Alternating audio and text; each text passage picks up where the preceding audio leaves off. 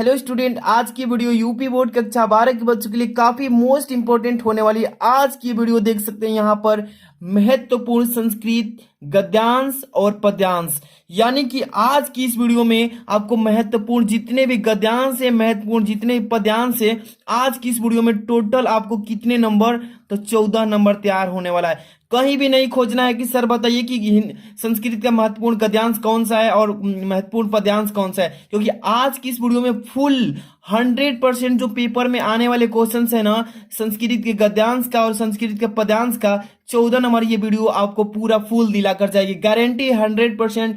केवल आपको इस वीडियो को शुरू से अंत तक देखना है, आपसे यही रिक्वेस्ट है। और प्लीज इस वीडियो को लाइक करके दोस्तों दूसरे बच्चों में शेयर कर देना ताकि उनको भी हेल्प मिले। और देखिए, अगर आपका बोर्ड एग्जाम का पेपर 24 मार्च को है, 24 मार्च को है, सबसे पहले नंबर आपके लिए देखिए रणनीति तैयार जो किए हैं ना, इसको पूरा अच्छे से समझना होगा। एक एक चीज हम आपको समझाएंगे, काफी समय आपका कीमती है, इसलिए इसको पूरा देखिएगा। ये जो है आपका संस्कृत के गद्यांश का एक क्वेश्चन, बहुत ही मतलब कि ज्यादा इसका मतलब कि एनालिसिस किया हूं, बहुत मतलब ज्यादा टाइम लगा है, सर्च करने के बाद इसको तैयार किया जा रहा है आप लोग के लिए। दूसरा नंबर देखिए, तीसरा नंबर ये संस्कृत के 3 गद्यांश, और ये देख रहे हैं ना, इस संस्कृत के पद्यांश 2 ही बताऊंगा, ज्यादा नहीं, जो बोर्ड एग्जाम में 100% पेपर में पूछा जाएगा। ये देखिए, इसके बाद ये देखिए, 2 चीजें। इसके बाद आपको कैसे लिखना है A to Z, हम आपको इस वीडियो के अंदर A to Z चीजें सिखाने वाले हैं, तो वीडियो को अंत तक देखना है। आप लोग से यही रिक्वेस्ट है ना कि ये जो पांचों मैं क्वेश्चन बता रहा हूं, इसमें से एक भी क्वेश्चन को मिस मत कीजिएगा। मैं कह रहा हूं ना कि आपके लिए बहुत ही मेहनत से मैं इसको तैयार किया हूं कि बच्चे को एक भी, मेरे जितने भी मेरे साथी हैं सबका मतलब संस्कृत में 14 में 14 अचीव हो पाए, तो अंत तक देखिएगा। चलिए फर्स्ट नंबर क्वेश्चन को स्टार्ट करते हैं। चलिए फर्स्ट नंबर क्वेश्चन को स्टार्ट करते हैं, शुरू से बस अंत तक देखना है। देखिए पहला नंबर जो आपका संस्कृत के गद्यांश से, इसको सेलेक्ट किया गया काफी एनालिसिस के बाद, देख लीजिए। आपका यहाँ पे सबसे पहले मैं एक ट्रिक बताऊंगा कि आप किसी भी संस्कृत का गद्यांश हो या श्लोक हो, जो भी मतलब है, इसको कैसे आप ट्रिक से समझेंगे कि किस चैप्टर से आया है, क्योंकि संदर्भ लिखेंगे तो आपको उसमें चैप्टर का नाम लिखना पड़ता है। देखिए सबसे पहले पढ़ेंगे, याज्ञवल्क्य उवाच न वा अरे मैत्रेयी पतयुः कामाय पत्यः प्रियो भवति। आप देखिए, आत्मनस्तु वै कामाय पत्यः प्रियो भवति, न वा अरे जायायः कामाया जाया प्रिया भवति। अब देखिए इसके बाद क्या कह रहा है कि आत्मनस्तु वै कामाय जाया प्रिया भवति, न वा अरे पुत्रस्य वित्तस्य च कामाया पुत्रो वित्तम वा प्रियम भवति। इतना ही आपको तैयार करना है, इसके आगे नहीं पढ़ना है, इतना ठीक है। क्योंकि जो मैं यहाँ तक बता रहा हूँ, ये बोर्ड एग्जाम में काफी बार पूछा जा चुका है, प्रिय भवति तक इसका इतना ही का क्या करने के लिए पेपर में पूछता है कि दिए गए संस्कृत गद्यांश का मतलब कि संदर्भ सहित हिंदी में अनुवाद करना होता है पेपर में, ठीक है बच्चों।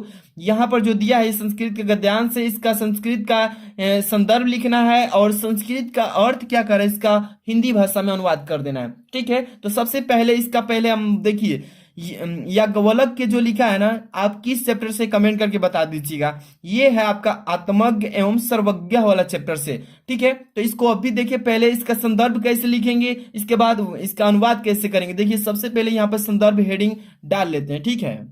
और एक चीज, जितने भी बच्चे ना, जब भी आप गद्यांश को सोल्यूशन करें तो शुरू में संकेत जरूर लिखिएगा, गद्यांश संस्कृत का हो या हिंदी का। शुरू वाला ये वर्ड उठा लीजिएगा, 2-3 वर्ड, और डॉट डॉट करके छोड़ दीजिएगा, और लास्ट वाला यहाँ से उठा करके लिख दीजिएगा।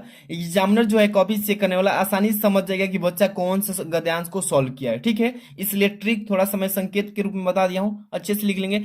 संदर्भ लिखेंगे तो किस चैप्टर से, तो आपको मालूम है कि आत्मज्ञ एवं सर्वज्ञ वाला, तो संदर्भ यहाँ पे हेडिंग डाल लेंगे। इसके बाद इसमें लिख देंगे कि देखिए प्रस्तुत, पहले लिखेंगे प्रस्तुत गद्यांश, प्रस्तुत गद्यांश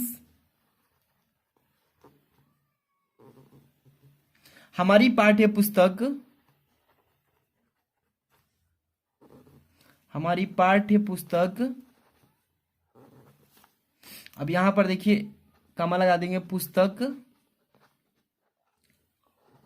पुस्तक के, अब किस भाग से लिया गया है, अब ये आपको ब्लैक पेन से लिखना है पेपर में, ठीक है बाबू। ध्यान से एक एक चीज को समझ लेना। यहाँ पे संस्कृत भाग से, किससे, तो संस्कृत से।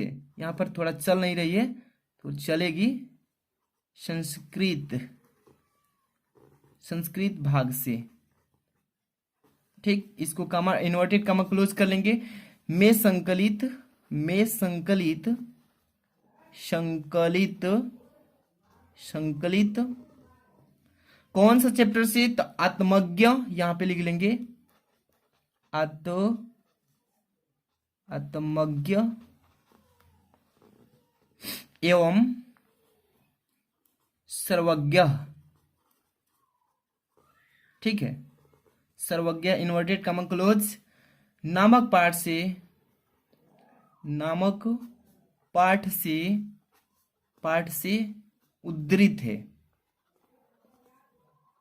उद्धृत है। समझ में आ रहा है ना कैसे लिखना है कि प्रस्तुत गद्यांश हमारी पाठ्य पुस्तक के संस्कृत भाग से, संस्कृत भाग में संकलित आत्मज्ञ एवं सर्वज्ञ नामक पाठ से उद्धृत है, मतलब कि ली गई है, इतना लिख देंगे। और इसी का क्या कहेगा कि जो आप देख रहे हैं ना यहां तक प्रिय भवती, यहां से यहां तक इसका संस्कृत में लिखा है, तो हिंदी में अनुवाद बता दीजिए कह क्या रहा है। तो याज्ञवल्क्य वाच न वा अरे मैत्रेयी, यानी कि देखिए याज्ञवल्क्य बोलते हैं कि अरे मैत्रेयी, पति की इच्छा पूर्ति के लिए पति प्रिय नहीं होता। इसको देखिए अब यहाँ पे हम समझा देते हैं कि पेपर में आपको ऐसे तो लिख लेंगे, इसके बाद इसका अनुवाद कैसे करेंगे, तो यहाँ पे थोड़ा सा मैं समझा देता हूँ। टाइम इन्वेस्ट नहीं करना है, आपको अच्छी जानकारी देना है ताकि बोर्ड एग्जाम में अच्छा स्कोर करें। जो भी बच्चे अभी तक वीडियो को लाइक नहीं किए, लाइक करके चैनल पर जुड़े रहने के लिए सब्सक्राइब कर लीजिएगा, क्योंकि फिजिक्स, केमिस्ट्री, ऑल सब्जेक्ट की मैं तैयारी कराऊंगा यहाँ पे, ठीक है। अनुवाद करेंगे कि देखिए याज्ञवल्क्य बोले, क्या बोले कि अरे मैत्रेयी, पति की इच्छा पूर्ति के लिए पति प्रिय नहीं होता, ठीक है। इसका अर्थ मैं बताते चल रहा हूं यहां तक, ठीक है। मतलब कि जो क्या कह रहा है कि पति की इच्छा पूर्ति के लिए पति प्रिय नहीं होता। अब देखिए पति अपनी ही इच्छा पूर्ति के लिए प्रिय होता है, पति जो होता है अपनी ही इच्छा पूर्ति के लिए प्रिय होता है। अब देखिए अरि न ही, अरि न ही, इसी में जब इसका पढ़ेंगे ना यहां से अरि न ही, न वा अरे यहां से, तो वही है अरि न ही, पत्नी की इच्छा पूर्ति के लिए पति को पत्नी प्रिय होती है, ठीक है। इसको इतना लिख देंगे अनुवाद में। वरन, वरन अपनी इच्छा पूर्ति के लिए पत्नी प्रिय होती है, पत्नी क्या होती है, प्रिय होती है। अब देखिए न ही अरे, वहां से था न ही अरे, न ही अरे, पुत्र या धन की कामना से पुत्र या धन की प्रिय होता है, धन के लिए क्या होता है, प्रिय होता है। इसके बाद देखिए अपनी ही कामना के लिए पुत्र या धन प्रिय होता है, न ही सभी की कामना से प्रिय होते हैं, ठीक है। इतना आपको इसका अनुवाद कर देंगे। अभी आगे थोड़ा सा और लिख लेते हैं यहां से, ठीक है। तो आत्मज्ञ क्या से, इसके आगे से न ही सभी, मतलब इतना हो गया कि कामना से प्रिय होते हैं, वरन अपनी ही कामना की पूर्ति के लिए सब प्रिय होते हैं। तो ये हो जाएगा इसका संस्कृत में अनुवाद, ठीक है। इस गद्यांश को अच्छे से पढ़ लेना है, जो मैंने सेलेक्ट करके काफी एनालिसिस के बाद इसको तैयार किया है, ठीक है। अब इसके बाद अगला है 2 नंबर, इसको देखिए ध्यान से। तो देख सकते हैं इसमें दूसरा जो सेलेक्ट किया गया है काफी मोस्ट इंपॉर्टेंट, थोड़ा सा इसको बड़ा कर दूं ताकि आपको अच्छे से पढ़ने में कठिनाई ना हो। चलिए पढ़ लेते हैं कि संस्कृत में जो गद्यांश है किस चैप्टर से, जब तक पढ़ेंगे नहीं मालूम नहीं चलेगा। तो देखिए यहाँ पर क्या लिखा है कि महामानव स्वर्ण मदन मोहन मालवीयस्य जन्म प्रयोगे प्रतिष्ठेवा परिवारो भवत्, अस्य पिता पंडित ब्रजनाथ मालवीयः संस्कृतस्य विद्वान् आसीत्। अयं प्रयोगे एवं संस्कृत पाठशालां राजकीय विद्यालय मयूर सेंट्रल महाविद्यालयं च शिक्षां प्राप्य अत्रैव राजकीय विद्यालयं अध्यापनम् आरब्धवान्। इसके बाद लिखा है खड़ी पाई है, इसके बाद युवकः मालवीयः स्वकीयेन प्रभावपूर्ण भाषेण जन्म मनांसि अमोहयत, अतः अस्य सुहृदयः तं पद्यां विवाक पदवी प्राप्य देशे श्रेष्ठतरं सेवम कृतम। अब इसके बाद लिखा है प्रेरितवन्तः। अब इसके बाद खड़ी पाई तदनुसारम अयम विविध परीक्षाय मूर्तयः प्रयागसे उच्च न्यायालयम पड़यम विवकारयम कर्तुमार भवत। ये जो है आपका संस्कृत का गद्यांश, आप भी बता सकते हैं कि किस चैप्टर से इसको लिया गया है। जिस भी बच्चे को अगर मालूम है तो वो बता सकते हैं। ये जो आपका चैप्टर है महामना मालवीय वाला चैप्टर, उसी से इसको लिया गया है। ठीक है, तो काफी मोस्ट इंपॉर्टेंट है। इसको देखिए, आप तो जान गए कि महामना मालवीय वाला चैप्टर से संदर्भ इसका लिखना है। तो सबसे पहले मैं बता देता हूं, यहाँ पे ध्यान दीजिए। इसको संकेत के रूप में तो आप लिख ही लेंगे। एक चीज को मैं बता रहा हूं तो आप तो बार बार उसका यूज कर ही लेंगे। संकेत में लिख लेंगे, शुरू में वर्ड उठा करके और लास्ट वाला वर्ड डालेंगे डॉट डॉट करके। ठीक, इसके बाद संदर्भ में आते हैं। तो संदर्भ की हेडिंग में ऑलरेडी और इसका व्याख्या मैं बताऊंगा। टाइम इन्वेस्ट नहीं करना है ज्यादा आपका, ठीक है, क्योंकि कम समय में ज्यादा काम देना है आपको। ठीक है, क्योंकि सब्जेक्ट तो बहुत सारी है ना। तो संदर्भ इसका लिख लेते हैं फटाफट से इसका, कि यह गंधखंड, ये लिखेंगे कि यह गदखंड, यह गदखंड हमारी पाठ्य पुस्तक, हमारी पाठ्य पुस्तक के किस भाग से बाबू बताइए जरा कमेंट में। संस्कृत भाग, किस भाग से? संस्कृत भाग से। ब्लैक पेन से आप भी डालिएगा, ठीक है। में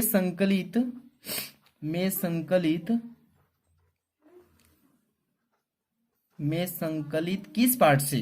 तो आप पाठ का यहाँ पे नाम लिखेंगे महामना मालवीय। महामना, ठीक है, यहाँ पे जगह नहीं है, इधर लिख लेते हैं मालवीय। इन्वर्टेड कमा क्लोज कर लेंगे। फिर लिखेंगे इसमें नामक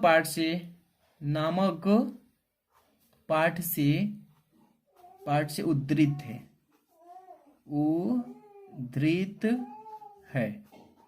ठीक है, इतना तो आप लिख ही लेंगे। कि देखिए, ये संस्कृत जो मैंने अभी बताया, संस्कृत का ये कौन सा था, ये गद्यांश। इसका संस्कृत का श्लोक लिख लेंगे कि यह गद्यखंड हमारी पाठ्य पुस्तक के संस्कृत भाग में संकलित महामना मालवीय नामक पाठ से उद्धृत है। ठीक, इतना तो आप कंप्लीट लिख ही लेंगे। अब इस संस्कृत के जो गद्यांश है, इसका अनुवाद भी लिखेंगे कि महामना, देखिए, महामना मस्तव मदन मोहन मालवीय जन्म प्रयोगे प्रतिष्ठाति परिवार भवत। मतलब कह रहा है कि इसमें कि जो मदन मोहन जो मालवीय थे, इनका जो जन्म हुआ था, महामना मालवीय जी, मदन मोहन मालवीय जी का जन्म मतलब कि प्रयाग के प्रतिष्ठित परिवार में हुआ था। तो इसको चलिए यहाँ पे मैं लिख देता हूँ पहले नंबर, यहाँ पे इसका अनुवाद करा देता हूँ और अच्छे से इसको ध्यान से देख लीजिए। तो यहाँ पे हेडिंग तो आप लगा ही लेंगे अनुवाद का, ठीक है। चलिए देखिए, महामना यानी कि महा बुद्धिमान थे, ठीक है। महामना मदन मोहन मालवीय का जन्म प्रयाग के प्रतिष्ठित, ये ग है, प्रयाग के प्रतिष्ठित यानी कि सम्मानित, प्रतिष्ठित का मतलब है सम्मानित परिवार में हुआ था। कहने का मतलब कि महामना मदन मोहन मालवीय का जन्म प्रयाग के प्रतिष्ठित परिवार में हुआ था। इनके पिता पंडित ब्रजनाथ मालवीय संस्कृत के विद्वान थे, संस्कृत जानने के मतलब बहुत जानकार थे। आगे देखिए, उन्होंने प्रयाग में ही संस्कृत पाठशाला, जैसे ही आप देखिए, बिना इसको सामने ना रख करके नहीं पढ़ पाएंगे। जब एक लाइन पढ़ रहे हैं तो उसका अर्थ भी तो अनुवाद समझेंगे ना। तो आपको पहले सामने रख लेना है अपनी कॉपी, और जो मैं बता रहा हूँ समझते चलना है, क्योंकि इसमें रखना मुश्किल है, समझाना ये छोटी सी चीज है, लेकिन आपको मैं इसका पूरा इसी का अनुवाद बता रहा हूँ, तो आप समझ लीजिएगा, अच्छे से तैयार कर लेना है, ठीक है। यहाँ तक आसित अयम प्रयोग एवं संस्कृत पाठशालायम राजकीय विद्यालयम मयूर सेंट्रल विद्यालयम, ठीक है। तो इसका यहाँ पे देखिए, इतना तो हो गया कि फिर से देखिए कि इन्होंने प्रयाग में ही संस्कृत पाठशाला राजकीय विद्यालय एवं मयूर सेंट्रल महाविद्यालय में शिक्षा प्राप्त करके यहाँ की राजकीय विद्यालय में पढ़ना आरंभ किया। ठीक है, इतना चीजें आपको समझ में आ रही है। संस्कृत थोड़ा सा वर्ड है, लेकिन जो बच्चे पढ़े होंगे उनको जानकारी होगा। यहाँ पर देखिए, युवक युवक मालवीय अपने प्रभावपूर्ण भाषा से मनुष्यों का मन मोह लेते थे। ठीक है, अब देखिए, इसीलिए उनके मित्रों ने उन्हें वकील की पदवी प्राप्त करके देश की उच्च सेवा करने को प्रेरित कर दिया, मतलब उसको आगे बढ़ाने के बारे में सोचा। यहाँ पर देखिए, उसी के अनुसार उन्होंने कानून की परीक्षा उत्तीर्ण मतलब कानून की जो परीक्षा थी उसको पास करके प्रयाग में उच्च न्यायालय में वकालत आरंभ कर दी। ठीक है, तो इस पर आपको कितने नंबर मिल जाएगा? ये जो गद्यांश पढ़े आपको 7 नंबर मिलेगा। ठीक है, केवल संदर्भ लिख लेते हैं, संदर्भ, और इसके बाद ही आप इसका अनुवाद भी कर देते हैं हिंदी में अनुवाद, तो आपको 7 नंबर अचीव हो जाएगा। ठीक, नेक्स्ट क्वेश्चन चलते हैं 3rd नंबर पे। और ये जो आप भाई देख रहे हैं ना, तीसरा नंबर, इसको एकदम अच्छे से तैयार कर लेना है। ठीक है, 5 बता रहा हूं, 3 आपको गद्यांश बताऊंगा, मतलब तीसरा ये गद्यांश है, इसके बाद पद्यांश 2 बताऊंगा। ठीक है, तो यहां पर देखिए, तीसरा, महामना विद्वान वक्ता धार्मिको नेता पटुवः। अब लिखा है कि पत्रकार चासित परमस्य सर्वोच्च गुणः जनसेवाय आसीत् यत्र कुत्रापि अयम जनानम दुखान्ति लिखा है पीड़या मानस्य पश्च तत्रैव सह शीघ्रमेव उपस्थितः सर्वधिनम साहस्यम अकरोत् प्राणिसेवा अस्य स्वभि एवासित। जैसे ही आपने संस्कृत का गद्यांश पढ़ा है, आपको मालूम चल गया होगी कि किस चैप्टर से ये दिया गया गद्यांश है, महामना मालवीय।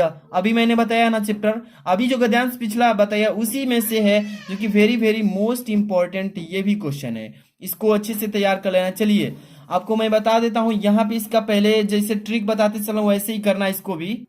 यहाँ पे तो आपको शुरू से अंत तक संकेत डालना आई गया होगा, इसके बाद इसका संदर्भ लिखना है। तो जो मैंने प्रीवियस अभी बताया है, देखिए मैं बता रहा हूँ यहाँ पे, ये वाला जो प्रस्तुत संदर्भ जो लिखे हैं कि यह गद्य खंड हमारी पाठ्य पुस्तक संस्कृत भाग में संकलित महामना मालवीय नामक पाठ से उद्गृत है, इसका भी वही संदर्भ होगा। ठीक है, क्योंकि एक ही पाठ से जब ये जितने भी गद्यांश बने हैं उसका संदर्भ एक ही लिखा जाएगा। ठीक है, तो आपको मालूम हो गया कि इस पाठ से 2 को इंपॉर्टेंट बताया हूं, दोनों को तैयार कर लेना है। संस्कृत का इसका इस गद्यांश का यहाँ पे संदर्भ हो जाएगा कि यह गद्य खंड हमारी पाठ्य पुस्तक के संस्कृत भाग में संकलित महामना मालवीय पाठ से उद्गृत है। ठीक, अब इसका अनुवाद भी तो करना है हिंदी में, इस संस्कृत का अनुवाद भी करना है। तो चलिए अनुवाद को देख लीजिए, यहाँ पे अनुवाद इसका मैं बताने चल रहा हूँ, ध्यान से देखना है कि एक चीज आप लोग के लिए वेरी वेरी मोस्ट इंपॉर्टेंट है। देखिए, महामना विद्वान वक्ता धार्मिको नेता पटुवः, यानी कि अनुवाद करेंगे तो महान विद्वान वक्ता, वक्ता मतलब होता है भाषण देने वाला, भाषण करने वाला। महा विद्वान वक्ता भाषण मतलब कि करता, धार्मिक नेता एवं कुशल पत्रकार थे। क्या थे? मतलब पटुआ मतलब पत्रकार थे।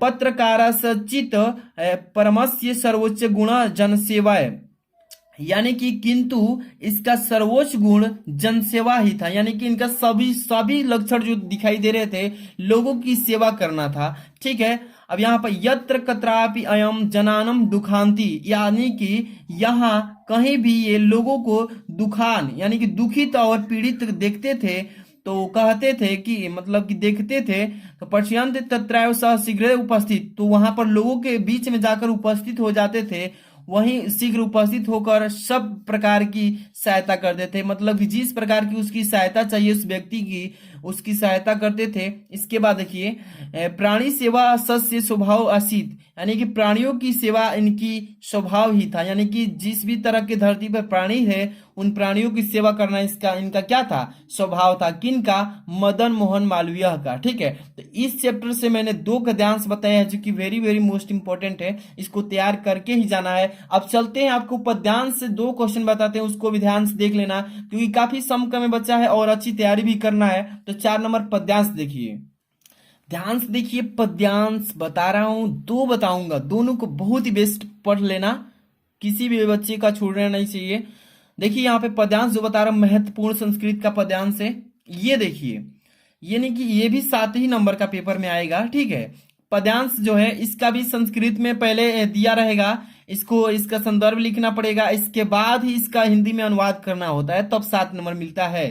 तो सबसे पहला नंबर जो है इसमें क्या लिखा है कि सुखार्थिनः कुतो विद्या कुतो विद्यार्थिनः सुखम। इसके बाद लिखा है कि सुखार्थी वा त्यजेद विद्यम विद्यार्थी वा त्यजेद सुखम। जैसे आपने ये इस पद्यांश को पढ़ा है, आपको मालूम चल ही गया होगा कि किस चैप्टर से यानी किस पार्ट से इस पद्यांश को उठाया गया है, जो कि बोर्ड एग्जाम में बार बार पूछ देता है, तो जानना बहुत जरूरी है। ये है आपका सुभाषित रत्नानी। सुभाषित रत्नानी वाला जो आपका चैप्टर है संस्कृत का पद्यांश का, उसी पद्यांश से इस चैप्टर को लिया गया है। तो सबसे पहले इसका संदर्भ लिखेंगे, इसका तब से संदर्भ का हिंदी का अनुवाद भी करेंगे। तो सबसे पहले नंबर यहाँ पे आपको हम बताएंगे, देखिए संकेत तो लिखने आ ही जाएगा, मैं बार बार बताता हूं, तो आप लोग इसको अच्छे से फॉलो कीजिएगा। पेपर में एक भी गलती नहीं करना है, जो भी चीजें सिखाया जा रहा है अच्छा से लिख लेना है। इसके बाद संदर्भ इसका लिखेंगे, मतलब कि इस चैप्टर का सुभाषित रत्नानी वाला का सबसे पहले लिख लेते हैं कि यह हमारी पाठ्य पुस्तक, चाहे यह श्लोक, यहाँ पर लिखेंगे श्लोक है ना, यह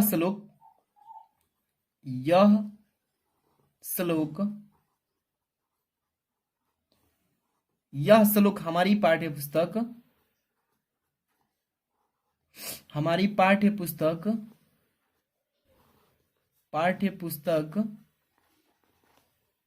के लिखेंगे, यहां पर के लिखेंगे ना, फिर ब्लैक पेन का यूज कर देना है। किस भाग से? संस्कृत भाग से।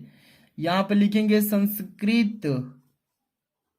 संस्कृत भाग, कमा इन्वर्टेड कमा क्लोज कर लेंगे, फिर लिखेंगे में संकलित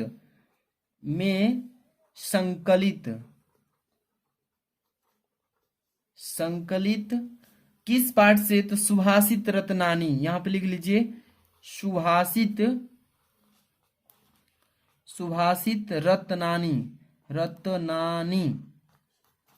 ठीक है। इसको सिंगल इन्वर्टेड कमा में रखना है, ठीक है। सुभाषित रत्नानी लिख दिए हैं। इसके बाद लिखेंगे कि नामक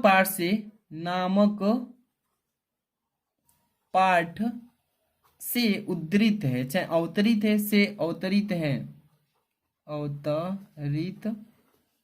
है। पेपर में आप लोग थोड़ा स्पेस देकर के लिखिएगा, ताकि अच्छा लगे, सभी बच्चों से यूनिक लगे और अच्छा नंबर भी मिले। तो इसका श्लोक मतलब इस श्लोक का हम लोग संस्कृत में संदर्भ लिख लिए, मतलब हिंदी में। यह श्लोक हमारी पाठ्य पुस्तक के संस्कृत भाग में संकलित सुभाषित रत्नानी नामक पाठ से अवतरित है। अब इसी जो ये श्लोक है पद्यांश, इसी का अब हिंदी में अनुवाद करेंगे कि सुखार्थिनः कुतो विद्या कुतो विद्यार्थिनः सुखम। यानी कि क्या कह रहा है इसका अर्थ कि सुख चाहने वाले को विद्या कहाँ और विद्या चाहने वाले को सुख कहाँ, ये कह रहा है। अब देखिए सुखार्थिनः वा त्याजेद विद्याम विद्यार्थी वा त्यजेद सुखम, इसका मतलब कह रहा है कि सुख की इच्छा करने वाले को विद्या छोड़ देनी चाहिए, अथवा विद्या चाहने वाले को सुख छोड़ देना चाहिए, ठीक है। तो इसी का हम अभी हिंदी में अनुवाद कर लेते हैं, तब समझाते हैं आपको अच्छे से। यहाँ पर देखिए इसका पहले छोटा कर लेता हूं ताकि समझ में आए अच्छे से, ठीक है। यहाँ पर देखिए अनुवाद कर लेते हैं इसका कि देखिए यहाँ पे कि सुख चाहने वाले को, ध्यान से देखिए कि सुख चाहने वाले को विद्या कहाँ, यानी कि जो सुख चाहेगा उसको विद्या प्राप्त नहीं हो पाएगी, वही कह रहा है। और विद्या चाहने वाले को सुख, यानी कि विद्यार्थी को सुख कहाँ, मतलब कि जब विद्या चाहिए उसको तो सुख नहीं मिलेगा, मतलब कि बिना पढ़े लिखे वो विद्या प्राप्त नहीं करेगा, तो पढ़े लिखेगा तो उसको सुख नहीं मिलेगा। तो इसलिए सुख की इच्छा करने वाले को विद्या प्राप्त करने की इच्छा छोड़ देनी चाहिए, यानी कि जो सुख चाहता है वो विद्या प्राप्त करने की इच्छा को छोड़ देगा। अब देखिए अथवा विद्या चाहने वाले विद्यार्थी को सुख छोड़ देना चाहिए, ठीक है। जिसको विद्या चाहिए उसको सुख छोड़ देना चाहिए, सुख की इच्छा, तो विद्या प्राप्त होगी। अब देखिए आशय यह है कि विद्या बड़े कष्टों से प्राप्त होती है, विद्या जो है बहुत बड़े ही कष्टों से प्राप्त होती है, इसलिए जो सुख की कामना वाले हैं उन्हें विद्या अर्जन आशा छोड़ देनी चाहिए, मतलब विद्या नहीं मिलेगी, जो सुख चाहिए उसको विद्या प्राप्त नहीं हो सकती है। और यदि विद्या अर्जित करना चाहते हैं तो सुख की इच्छा छोड़ देनी चाहिए कि हमें सुख मिलेगा। तो ये हो जाएगा इस संस्कृत के मतलब कि श्लोक का यानी कि पद्यांश का हिंदी में अनुवाद। काफी मोस्ट इंपॉर्टेंट है, ये पेपर में पूछेगा, तो इसको ऐसे ही आपको तैयार कर लेना है, ठीक है। इसके बाद अगला जो बता रहे हैं 5 नंबर, ध्यान से देखिएगा। 5वां नंबर जो आपका पद्यांश है श्लोक, इसको अच्छे से तैयार कर लेना है। यही है ऊपर वाला जो ऊपर मैं घेर रहा हूं, इसको तैयार कर लेना है। क्या लिखा है कि जल बिंदु, ध्यान से देखिए, जल बिंदु निपातेन क्रमशः पूर्यते घटः। इसके बाद है सहेत्व सर्वविद्यानम धर्मस्य च धनस्य च। इसको अच्छे से तैयार करके जाना है। ये जो आपको मालूम है कि किस चैप्टर से है, तो सुभाषित रत्नानी वाला चैप्टर से ही इसको पद्यांश को दिया, श्लोक को तैयार कर लेना है। इसका संस्कृत में संदर्भ हिंदी में संदर्भ, अनुवाद भी हिंदी में लिखना है। तो सबसे पहले चलिए इसका हम संदर्भ पहले लिख लेते हैं, फिर बताते हैं। देखिए ये जो चैप्टर मतलब किस चैप्टर से है, तो सुभाषित रत्नानी वाला चैप्टर से है ना, तो इसका भी संदर्भ वही हो जाएगा जो मैंने अभी बताया था, ठीक है। तो सुभाषित रत्नानी वाला चैप्टर से, तो यह श्लोक हमारी पाठ्य पुस्तक के संस्कृत भाग में संकलित सुभाषित रत्नानी नामक पाठ से अवतरित है, इसलिए इसका संदर्भ यही लिख लेंगे।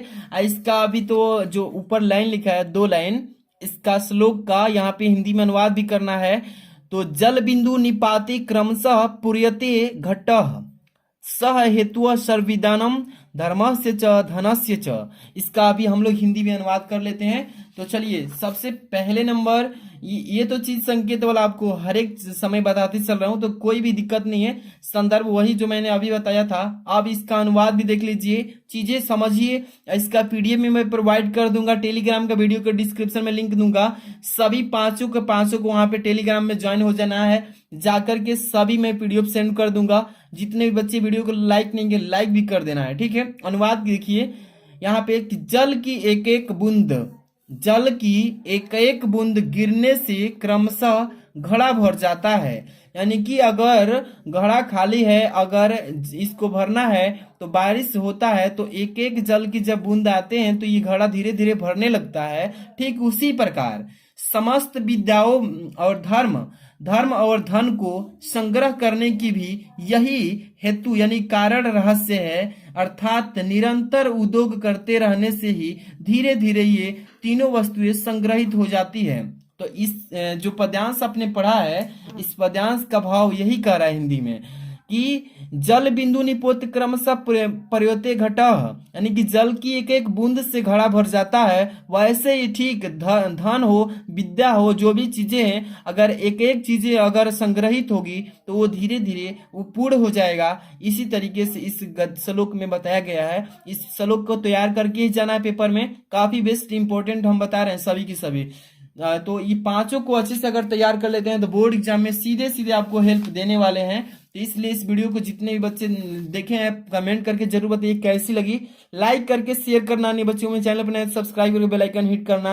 यहाँ पे ऑल सब्जेक्ट की प्रिपरेशन करा रहे हैं। तो मिलते हैं नेक्स्ट वीडियो में। Thanks for watching.